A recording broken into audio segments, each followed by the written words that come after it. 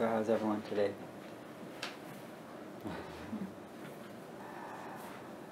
Noble silence. And how's your sitting? Same thing.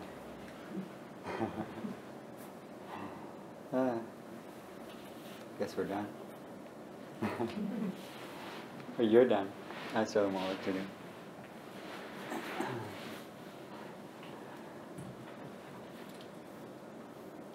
So I wanted to introduce a little bit of the meditation where you're actually cultivating a certain quality. And we do that sometimes. I think in Theravada and Tibetan they do it a bit more than in Zen. You take a certain quality like appreciation or gratitude, and I didn't guide it that much in terms of cultivation, but you can really go deeply into guiding, specifics. And it's not as an intellectual exercise, but more like an exploration of your life, actually, and seeing what it does, just in terms of how then your meditation shifts. When you start to explore things like the conditions you have that have brought you here, and it's really quite incredible to watch what happens. And you start to uncover. I know, especially in Tibetan, there's this whole guided kind of exploration or practice of appreciation.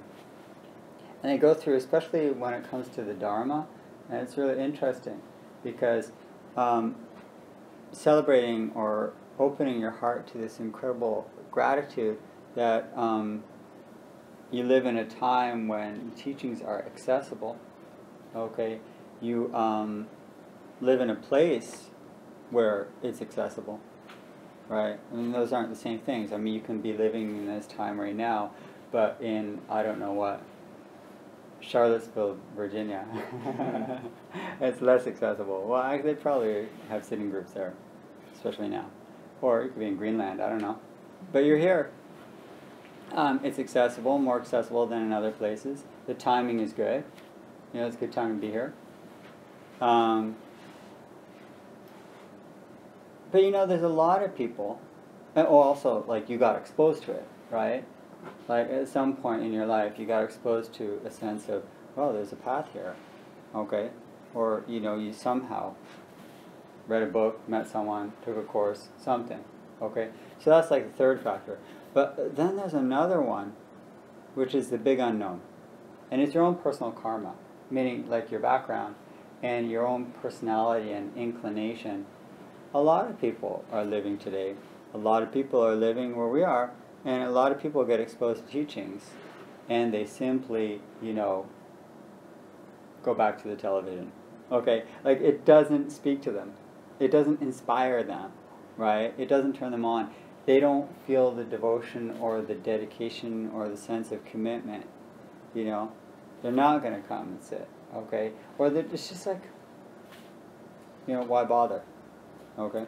So, that fourth level, which brings it back to you as a person, is something that then you appreciate, not just the kind of general conditions, but you come back to appreciate your own life, right? Your own karmic, path that has led you to, has opened your mind and your heart to, follow a path. It's amazing because there are so many people with the same conditions and it doesn't match, it doesn't happen. So that's something that you can celebrate in terms of your own personal karma, right? There's a general karma, but then there's a personal one, which is really quite special. And that's the sense where then you start to say, well, Suzuki Roshi said, being alive is enough. And he was saying that in a meditation center, right? So, yeah, it was assumed that when he's talking about it, he's not talking to someone who's like homeless on the street saying, being alive is enough, it's okay. No, that's insensitive. He was saying it to practitioners. And then when we say being alive, but where am I? I'm here. And then that kind of focuses it. It brings it into focus that, yeah, wow, being alive in this moment, in this room, on this cushion, at this time, is very special. It's enough. Okay, it's enough. Now, what does gratitude help with? I wasn't intending to talk about this, but it's just, it's a continuation of last week where I was talking about compassion and mindfulness, right? And often a lack of compassion comes from a sense of separation. Like we are unable to empathize with the other because we're, maintaining that strong sense of otherness or separation, And it's really classic because, they've even done sort of research on how do you get people in war to kill other people, right? How does it work?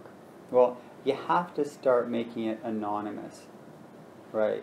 You have to make that separation, so you have to, and then build up the separation so much that the person isn't human anymore, or you don't recognize the humanity. Because the more you recognize it, the more they're like you, and the more they're like you, then it's part of you, and it's hard to maintain that separation. And they looked at tribes where, before they went out to war, they would put paint on, or costumes, or things like that, right? And those who did that were more likely to kill, as opposed to those that didn't dress up, right? Now that's in tribes. What do? We have uniforms, okay? It's the same diff, as we say, okay? But what I'm saying with the compassion aspect is that sense of separation and otherness brings the focus much more back to oneself, okay? And when we're focused more on ourselves, in Tibetan Buddhism they call it self-cherishing, right? What are we aware of very much? We're not so much aware of how much we have. It's more a sense of awareness of what we don't have, that sense of lack. And the Buddha identified that sense of lack as the source of dukkha. Dukkha is a sense of lack. It's not so much that you're suffering. I mean, suffering, to translate dukkha as suffering is a sort of a, it's just the wrong word, okay? It's just the wrong word in English. It's more that sense of dissatisfaction, dis-ease. And it can be real subtle. It can be that sense of you're sitting and you're aware of your suffering in your mind while you're doing meditation, even though you're meditating in order to end suffering. Because what is going on? There's restlessness, my mind needs more. I can't just be here. It's not enough. Okay?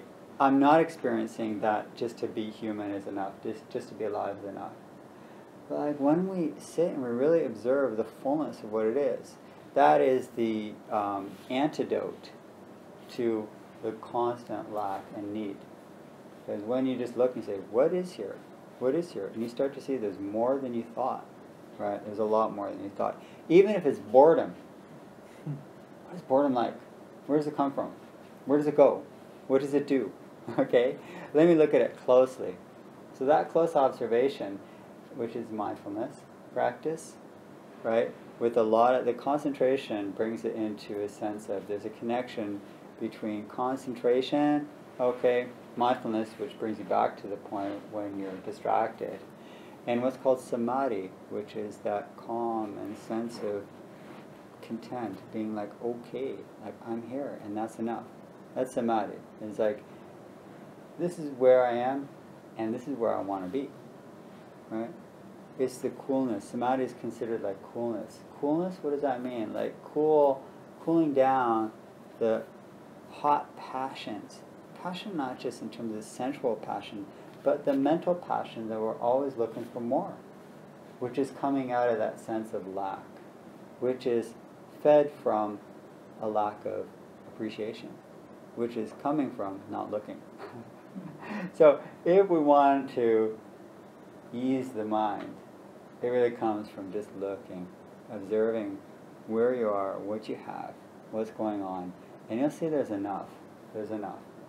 And how does that relate to compassion? It relates very closely, because if we are not appreciating because we're not looking, right, at what we have, then we generate a sense of lack. And the more we feel like we are lacking, the less we're able to notice the lack of others, because our focus is more on what we need and not the needs of the rest of the world.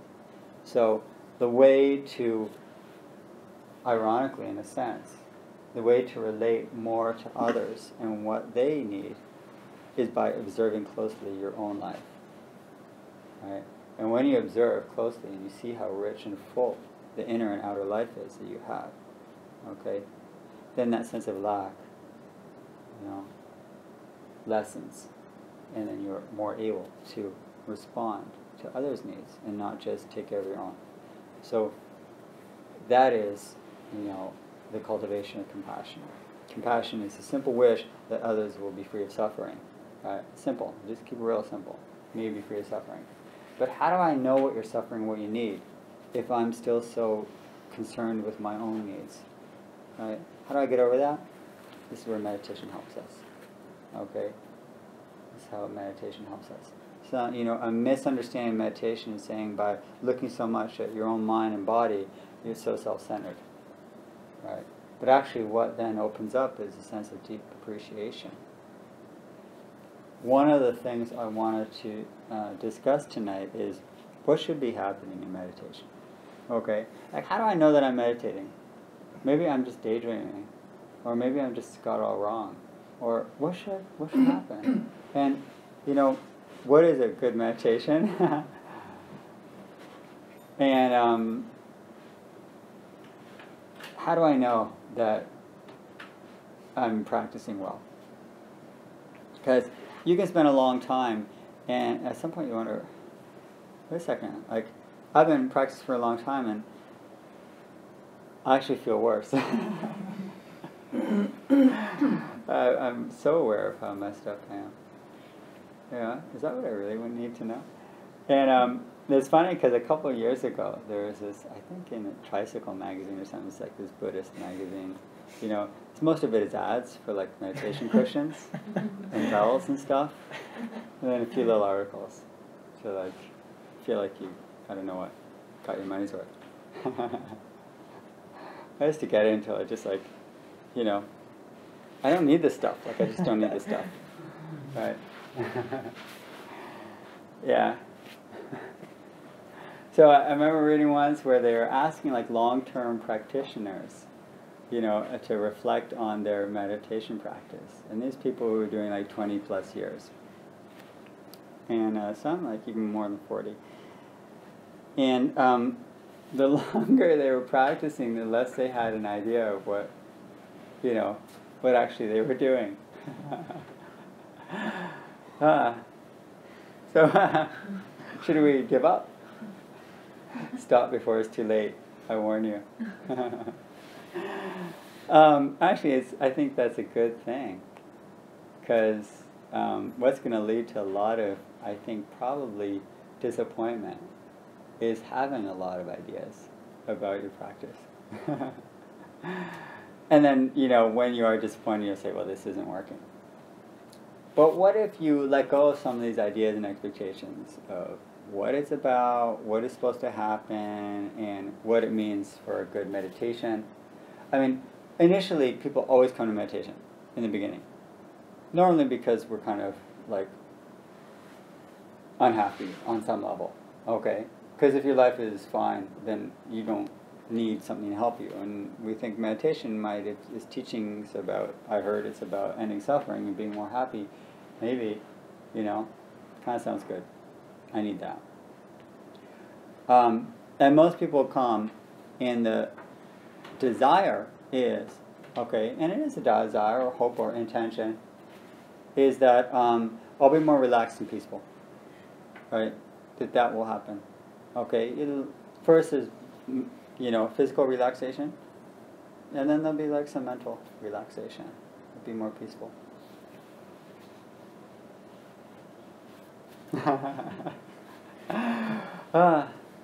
And then you sit a bit and you notice that your body actually starts to really hurt. And wow, a lot happening in that, headspace. So maybe that's not the standard we should be holding. And is samadhi, that calm concentration, isn't necessarily what we understand as sort of, I don't know, peace and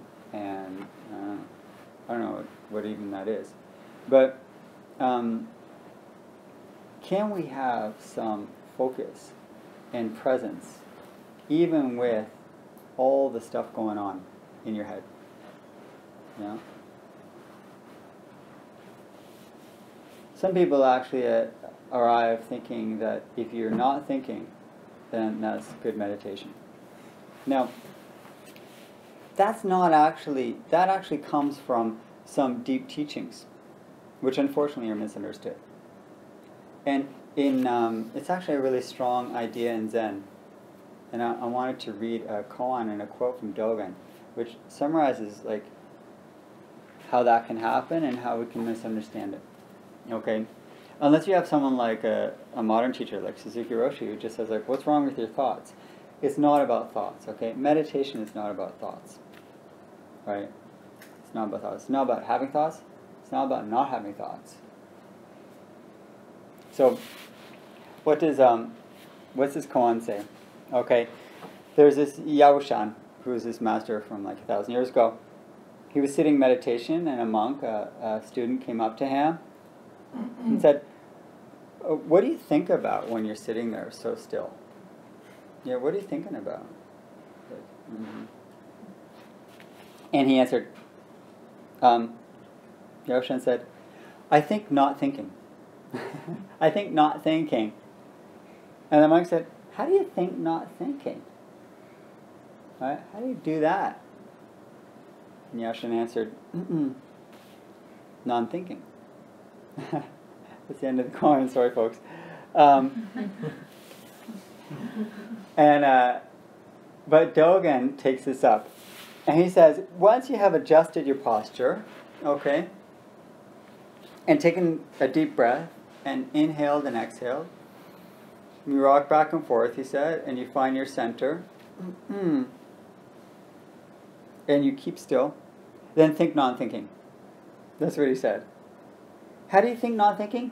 Non-thinking. Okay? This in itself is the essential art of meditation. That's what Dogen said. Okay? And he goes on to explain his statement. How does he explain it?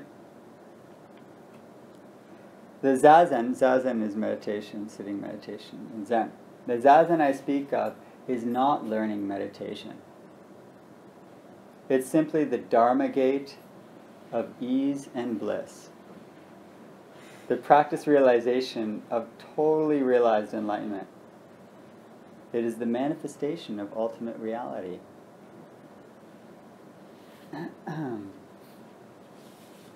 Nice.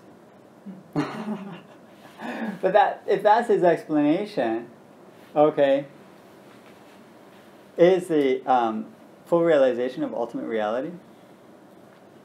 Okay, great ease and bliss.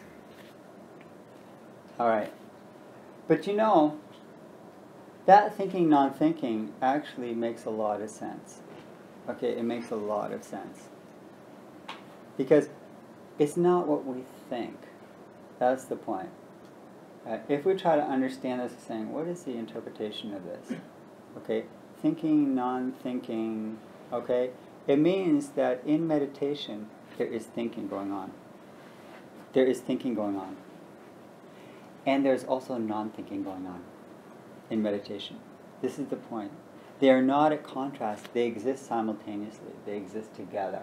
They are one practice. There is thinking and there's non-thinking. What is non-thinking? It is the observing. It's the aware mind. It's the mind that can see the thinking going on. So in meditation, they are together. They are not in conflict. The thinking mind and the non-thinking mind are in harmony. You're letting go of the struggle. What are you doing? How do you do thinking, non-thinking? By thinking, non-thinking. I don't see it as a problem. That's how. I don't see my thinking as a problem. But I take refuge in and I relax into the simple awareness, which is a manifestation, as Dogen said, of ultimate reality. It just is what it is. You know, the mind is clear and aware of what? Of how much thinking is going on. Okay. But there's thinking, non-thinking. Okay. It doesn't mean I am thinking a topic, and the topic is non-thinking. That's a misunderstanding, right?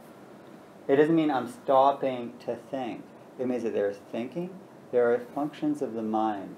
There is the active, conceptual, cognitive mind, which is thinking. And there is the great awareness, the truth and nature of consciousness itself. The awareness that we call Buddha nature, which is clear and unconditioned, which is the nature of your awareness, the nature of your mind, is that which is aware. And then it chooses objects of which to be aware. Right? So there is thinking and there is non-thinking. You cannot define your awareness by another thought. Okay? Why? Because you can tell me what you're thinking, so it's not the same as the thought itself. If it were, you couldn't even say, I was just thinking about my vacation. How could you tell me that if your awareness is the same as the thought? It has to have some distance in order to identify that object, which is the thought.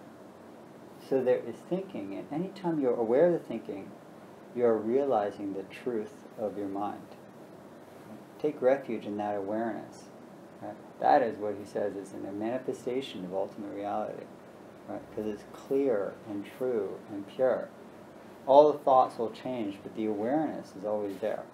And sometimes it's awareness that I'm tired. Sometimes it's awareness that I'm bored. But whatever it is, you then turn back and you can take refuge. You are aware of that awareness. That nature of your mind is there. And the object then is secondary. Okay? The objects will always change. Meaning, how you're feeling, what you're thinking. Okay? Those are always in flux. But the non-thinking is always there. The nature of your mind. And that, in our meditation practice, we start to relax into.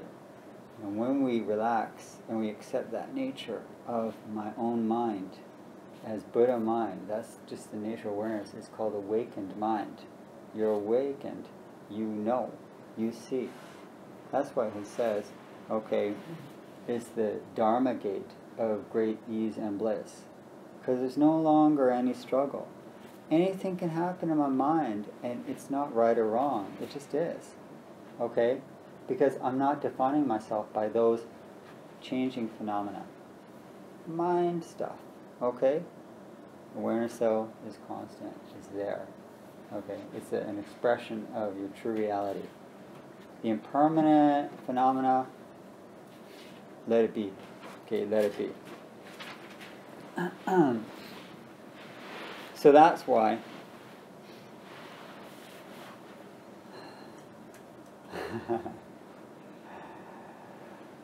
Dogen goes on to talk not so much about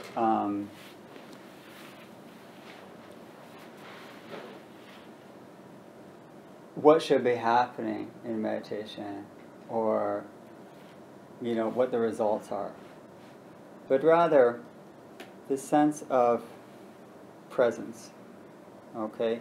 And he then does talk a little bit about, all right, what is that? What is that presence? What is the meditation presence? Okay? And we talk about caring and we talk about compassion and loving kindness. We talk about those as attitudes we bring to ourselves. But as we sit, he said, it's that the Dharma gate of great ease and joy. It's something that we don't really refer to so much in meditation. Okay? We want to be relaxed, but joy seems far down the road. Right? I mean, joy in just being here and being aware, even if what you're aware of is crappy. Right? Can we find some sense of ease and joy, even looking at the crap? Thinking, non-thinking. Okay, thinking, non-thinking. So that is the complements of the togetherness, of the unity of what we sometimes think are opposites. And that unity of opposites is summarized by that thinking, non-thinking. Okay? Right? I'm not defined by the thinking. Right? I'm also not defined by the non-thinking, because as soon as I say, oh yes, I really am that, well, you've taken your natural clarity and turned it into personality or self. You know? Now, the reason we say it's non-thinking, the awareness, is because you can't really define it. As soon as you do, you've changed it into a thought. Okay? So please, just let it be a non-thought, which means you can't say anything about it. Right? Even though in the teachings they try to, but they know that they're not really.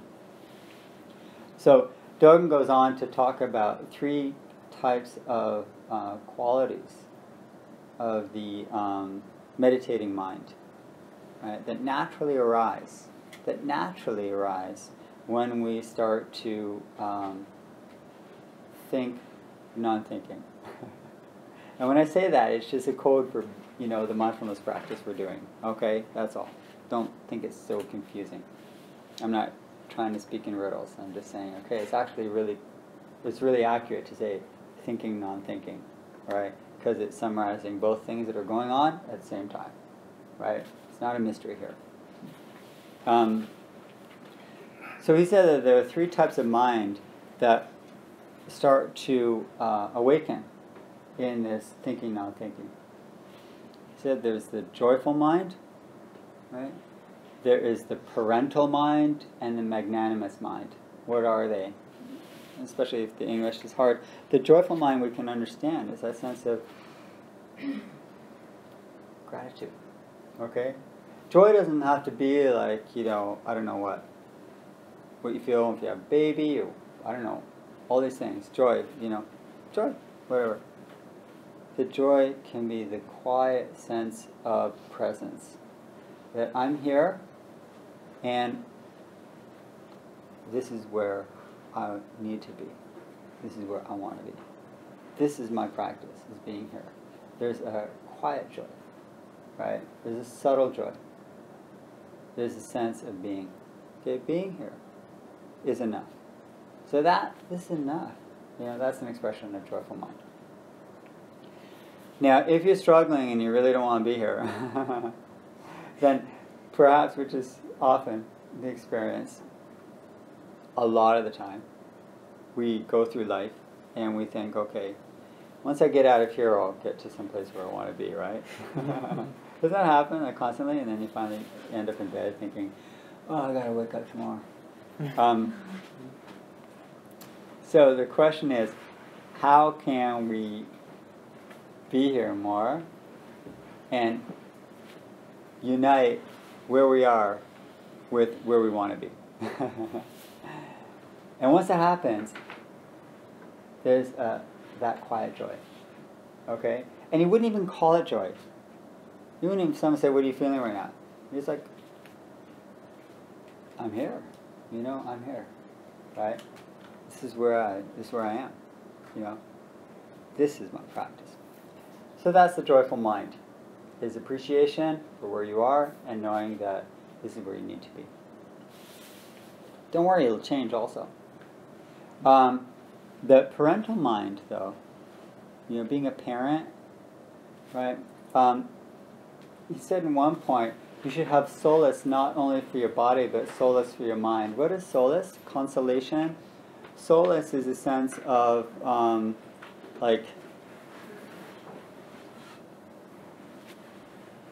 that compassion. It's like, I know you're having a hard time, I'm sorry. That's what solace is. Solace is, having a hard time, I'm sorry for that. And so the parental mind is saying that to your own mind. I know you're having a hard time, I'm sorry about that. Right? Can you be sorry for your own mind? Yeah, you should. That's what meditation is. How can you have compassion for others if you don't have solace or, some compassion for your own mind and how difficult it often is? So that's parental mind. Because in meditation, we need to also cultivate that sense of, wow, it's so hard right now. Jeez, I'm sorry. Try it. Okay? Try it. That's the parental mind. The sense of you're taking care. Yeah, I'm taking care. I'm doing this because I care. I care about my own mind. I care about my own mind to do this practice. Right? Because if you don't care, why would you bother? Right? So just coming to meditation is an expression of parental mind. That caring mind, that sense of saying, you're having a hard time, I'm here to help. You can say that to your own mind. I'll help you out. Right? We'll get through this together. Sounds kind of schizophrenic, but it's okay. It's thinking, non-thinking. But no, it's the wise mind speaking to the confused and the very, clinging and attached mind. Because we have these different parts in us simultaneously, right? We have like the generosity, we have the selfishness. We have the sense of connection, and we have the sense of separation. Okay? Just because you feel separate from others does not mean at the same time you also feel, or you can feel, together and united. Right? It just is a factor or a function of which do we pay more attention to. Right? That's what it is. It's not like this exotic nature. It's more like, what am I going to look at more? What am I going to feed or water? Which seed am I going to nurture? Okay, if it's the seed of selfishness, that will grow. If it's the seed of, unity and non-self, that will grow, and observation and awareness. Okay? Whatever you cultivate and care for, that's parental mind. You want certain qualities, you care for them. Parental mind. Okay? And the last one is magnanimous mind. Magnanimous means being really big and generous and open and receiving. Okay. We usually think of it, we use that word in terms of royalty and kings and queens being very big-minded, not small-minded. Now, we also say in Zen, it's big mind to describe this awareness. Big mind, they say. But it's so big, okay, it includes everything. That's the real magnanimity, the real magnanimous mind. The real big mind here that Dogen is talking about is that your meditation includes, and your mind includes everything. Includes all the crap, all the joy. Includes heaven, includes hell. Includes all of it, right? It's all there. There's a Zen story where this samurai came to a teacher, and he wanted to know about heaven and hell. He thought, okay, this wise master had the answers, and he comes to him with his sword and says, tell me about heaven and hell. What is heaven and hell? And the master looks at him and said, you are ignorant and filthy. Nothing I could say, would satisfy you. You're an idiot. And you don't say that to samurai of the head of a whole, area. Pulls out a sword and is about to kill him. And he just raised his finger and said, that's hell. And then he drops his sword, understands and smiles. And that's heaven. So, within our minds there is heaven and hell. Which one are you going to spend your time in? Right? Which one are you going to pay more attention to? Okay? So that's the magnanimous mind, or the big mind, recognizes that it's all within us. And therefore we have everything we need and everything we don't need. What are you going to, spend your time? Where are you going to hang out, basically? Where are you going to spend your time, right? One of the precepts, this relates to so many things. One of the precepts of the 5 precepts that are in Buddhism for just living a sila, some morality, moral life, is not taking any intoxicants, in order to keep your mind clear.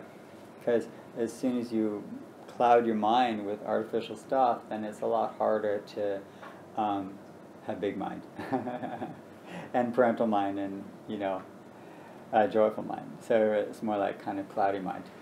Now, I'm not going to go into what intoxicants are in terms of physical ones, but the way we can understand intoxicants also is anything we think or spend our time thinking about or receiving mentally, media, conversations, whatever it is, certain thoughts that we repeat over and over again that are simply very self-centered, by virtue of habit. Okay, there's no blame here, there's just conditioning, right? We're observing our conditioning, not to say this is me, but to say this is a conditioning that by awareness I can release. Without awareness, you really can't, because it just becomes automatic. The mindfulness here is to notice so that we don't need to repeat. Because mindfulness gives you that choice. I see it happening, I see what's triggering it, and I can step back before I automatically react. Right? That's where we can get more mental freedom through the practice of meditation. But in terms of intoxicants, because we have certain addictions to certain thoughts, because they seem to stimulate us, like intoxicants, okay, we naturally gravitate towards them. And then we're like the samurai, It's like much more exciting to be angry than to be peaceful. It's like a thrill, right? But it's dangerous. And it causes harm. So we can watch, where the mind goes and why it goes there. And sometimes it's just the conditioning of being intoxicated by the power of, self-centered thoughts. So we can understand this practice on a lot of levels, from just the basic precepts to the qualities of mind, of the joyful mind, that quiet joy, like I'm here, this is where I want to be. The parental mind, I'm doing this because I care about my mind, and all others. But start here. And it includes everything. Okay, that's the big mind, right? There's no thought you can have that cannot be part of your practice, right? Every single experience can be part of your awakened awareness if you think non-thinking, okay? But if you're just involved with thinking, then you're like identifying with the thoughts and there's no space. But if you're thinking, and you can think whatever you want, but there's non-thinking, super, okay? You're manifesting ultimate reality, as Dogen said. Yeah. There's so many things we can say. I'm going to read you a little quote from Suzuki Roshi, where he has this, he has a teaching on great trust. And in Zen teachings, they use the word trust a lot. Trust. Trust, Trust what? What do I mean trust? Well, it comes from a poem that was written by the third ancestor in Zen around the year 560 or something like that, called Trust in Mind. So when we talk about trust, trusting what? Trusting the path, trusting the teachings, trusting whether? No. It's trusting the nature of your own mind. Wow. I didn't think that was possible. Well, it is. In fact, it's the basis of what we're doing. Because if you don't have that trust, then, what you're thinking, you're going to think, wow, this speaks badly about my practice. If I'm meditating, this is still going on. We're not saying trust the thoughts. We're trusting the whole thing, the bigness of who you are and what you are. That awareness. So he says, in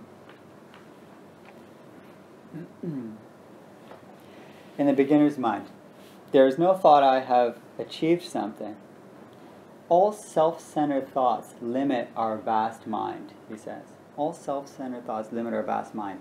And we have to take it seriously that your mind is vast. This is the, this is the trust. When we have no thought of achievement, no thought of ourselves, we are true beginners. Then we can really learn something. And the beginner's mind, he writes, is the mind of compassion. When our mind is compassionate, it is boundless. Then we can always be true to ourselves, in sympathy with all beings, and actually practice. That's good. Okay, actually practice. Right? He doesn't say like you're finished. Like when you trust your mind, and you know that it's boundless, and you're not limited by these self-centered thoughts. He didn't say you won't be having those thoughts. Okay? You will be having those thoughts. But you won't limit yourself by those thoughts. Because you know that you are much more than those thoughts. That's the trust. You can have all that stuff going on. And it's like, the trust in mind is, there's a lot more than this. There's more than this. Okay, there's more than this. Doesn't mean this isn't real. Right? But I'm not going to define myself by these small thoughts. Okay.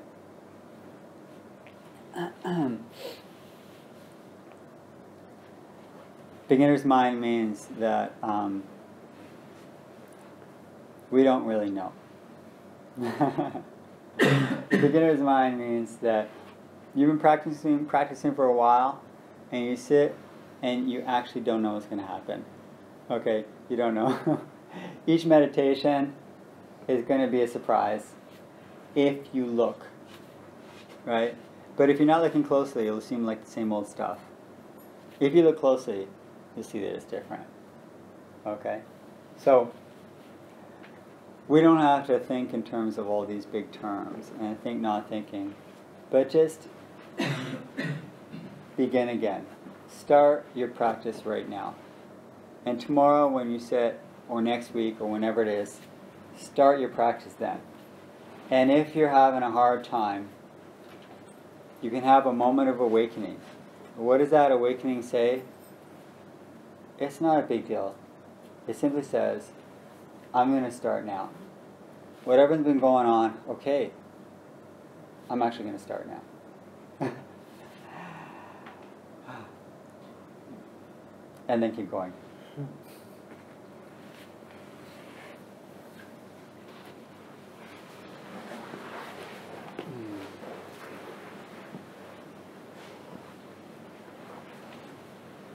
Want to return to 1 minute of silence, and then if someone has a comment or question, it'd be helpful.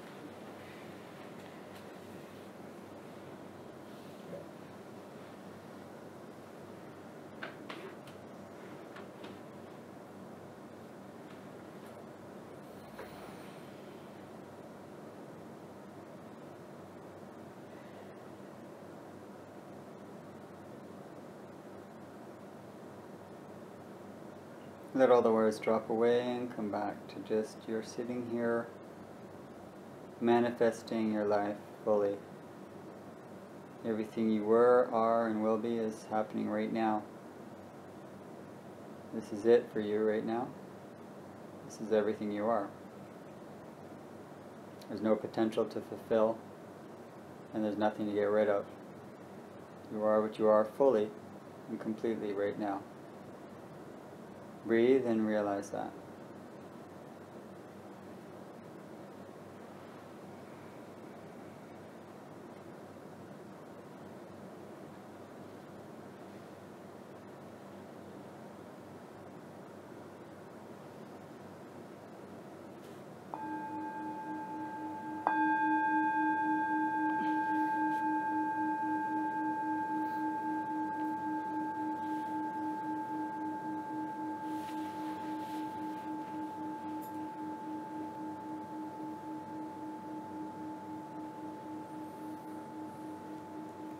All right.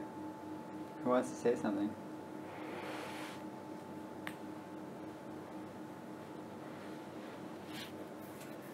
Does the question have to be related to what you said? No, it can be about anything.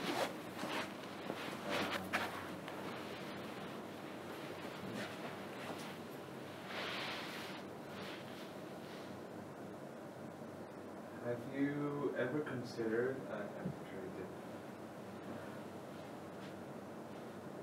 how to treat, well, practicing, more of the formal practice, how treating the existence of mosquitoes?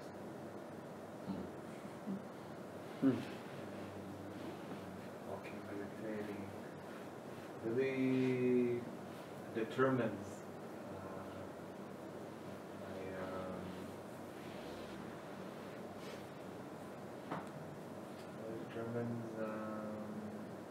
whether I stay or not, but I can stay with seeing that it determines it, also observing my reaction to it, and fully notice it and see how I'm stopping everything, make sure there's no mosquito, and when there is, I'm also observing the restlessness. Is there, did you find that there's value into practicing staying with it without physical intervening, like interfering. Like slapping the mosquito and killing Yeah. it. Yeah.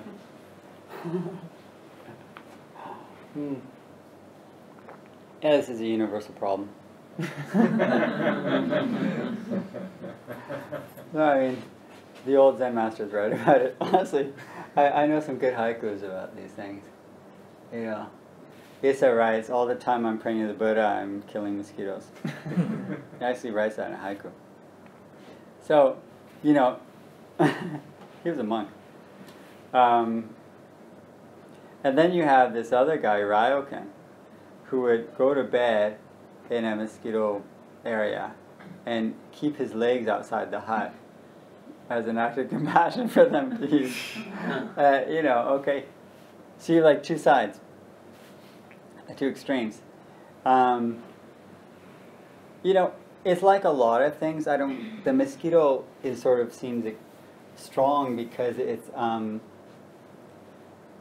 so personal. It's like in my ear. But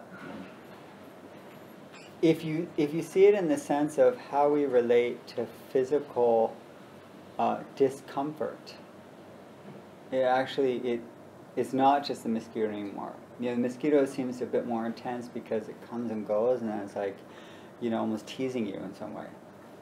Like either bite me or don't, but stop the play. You know. I'm talking about like also the bite and the scratching. That's also the thought about it is like it's very like it's like a torture, but also when it's actually scratches, when you do have a bite and you get beaten down. Yeah. So, because then every time you just feel that something is a potential mosquito on your body, it's like snatches the focus, the attention. Yeah. Well, it's not so much, I mean, snatching the attention. It's actually, you know, calling your attention. It's a bell. Like that's where your attention is. So it's not a mistake. You know, if you have a strong physical sensation, that's simply, you know, where your attention is. Now, let's say it's pain in the back. It's also that's where your attention is. What should I do? Should I not look at it? Should I look at it? No, I mean, that's the intense experience you're having. You also notice all your thoughts, your aversion, okay, and your sense of struggle there. Now, that's after the fact, when it's happening, okay, or when it's happened. Like with a lot of things, and especially in meditation places, we take what's called preventative measures. Meaning, if you can almost anticipate that there might be a mosquito, all right, and you know, meditation halls or places in the East, I've seen like they have like these solo mosquito nets that like you sit and it's like covers you completely, sort of like a little tent, honestly, or mosquito repellent. You know, these types of stuff that we do, but you won't be able to avoid all the time the fact that you're going to be caught at some point, right? So we do what we can to prevent the physical stuff. Like say someone has a phone and you know that you're going to get a call. So I'm not going to put my phone beside me because I know that if I hear the dinging of the whatever, my mind is going to be, I'm sure it's important. It's important. What do I do? You know, it's a not so unrelated to that sense of mosquito. So we do what we can to prevent the distraction or the discomfort, right? Whether it's mental or physical discomfort. And then when the discomfort arises, which it will at some point, okay, we do at that point observe without reaction, okay? Unless, again, remember the solace to your mind, like I'm going to care for my mind. If it becomes sort of this struggle that I can't touch it, you know, then it's self-defeating. That's not mindfulness anymore. That's like self-fighting. So then you just like freely, you scratch it, and you notice that, and you notice the relief, and then you go back. Then you notice it itches again. You know, it's like Suzuki Roshi said about keeping still in meditation. It's like this cardinal rule, that to keep still. And he said, during meditation, don't move unless you move. Okay? So don't scratch. unless you scratch. Alright? So every rule is for the sake of cultivating awareness, unless it's doing the opposite. And then instead of it serving you, you're serving it, right? So make sure that it's serving your practice and you're not becoming like this sort of slave to this rule. Alright? So basically it's called the middle way. The middle way.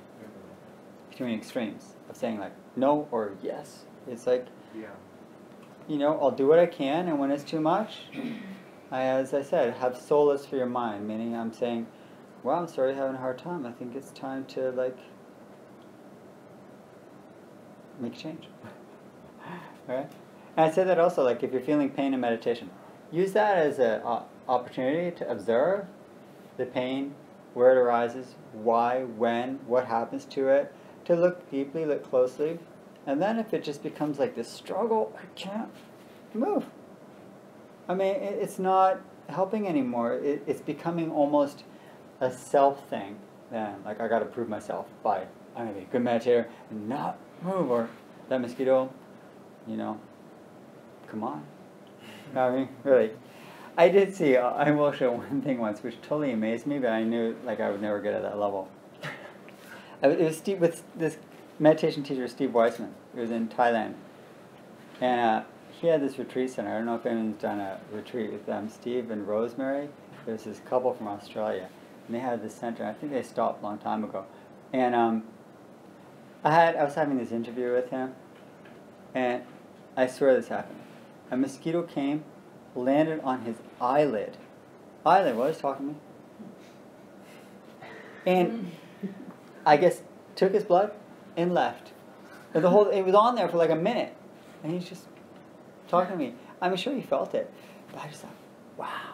I didn't even say anything to him. I was just looking. And you know how you look at someone's eyes and then you think, are you looking at my eyes or are you looking at my... You ever feel like someone's like looking but like looking somewhere else? I was like looking at his eyelid. You know? I was amazed. So that was like a very kind of a peak experience. A peak experience is a mosquito on the eyelid. And I also realized like that's not me. That was Steve. You know? And it's also not you. So like you work with where you're at and you don't define yourself by it. Right?